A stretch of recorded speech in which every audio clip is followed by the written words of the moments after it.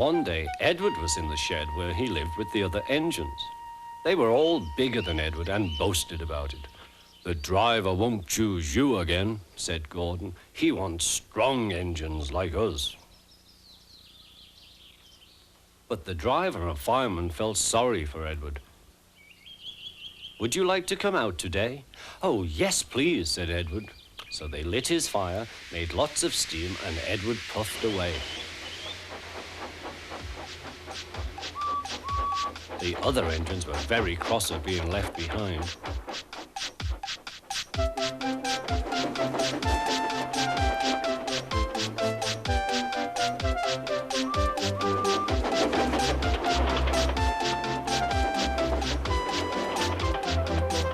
Edward worked hard all day.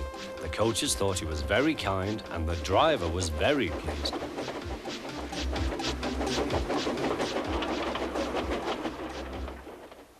"I'm going out again tomorrow," Edward told the other engines that night.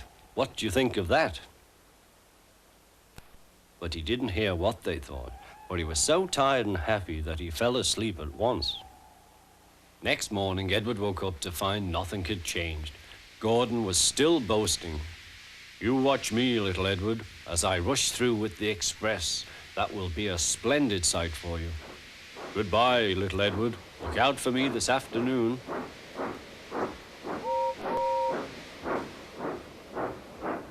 Edward went off to do some shunting. He liked shunting. It was fun playing with freight cars. He would come up quietly and give them a push. Then he would stop and the silly freight cars would go bump into each other. "Oh," they cried, "whatever is happening?"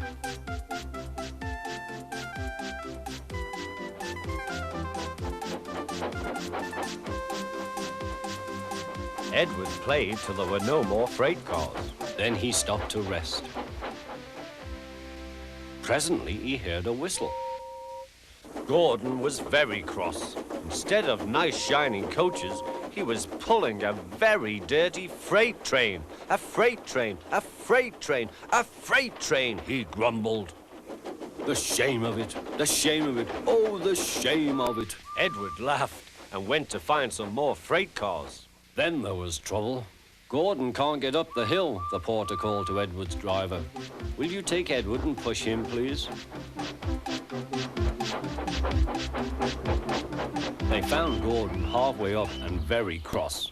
His driver and fireman were talking to him severely. "You're not trying."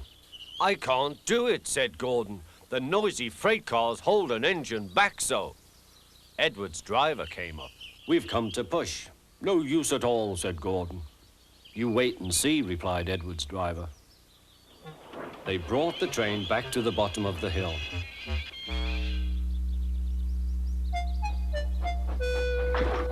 "I'm ready," said Edward.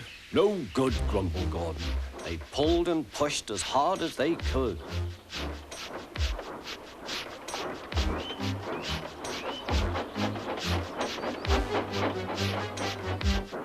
"I can't do it, I can't do it, I can't do it," puffed Gordon. "I will do it, I will do it, I will do it," puffed Edward. Edward pushed and puffed and puffed and pushed as hard as ever he could. And almost before he realized it, Gordon found himself at the top of the hill. "I've done it, I've done it, I've done it," he said proudly. He forgot all about kind Edward and didn't say thank you.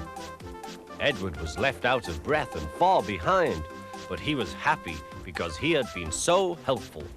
At the next station, he found that the driver and fireman were very pleased with him.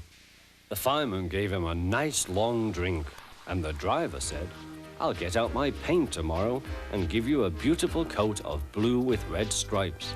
Then you'll be the smartest engine in the shed."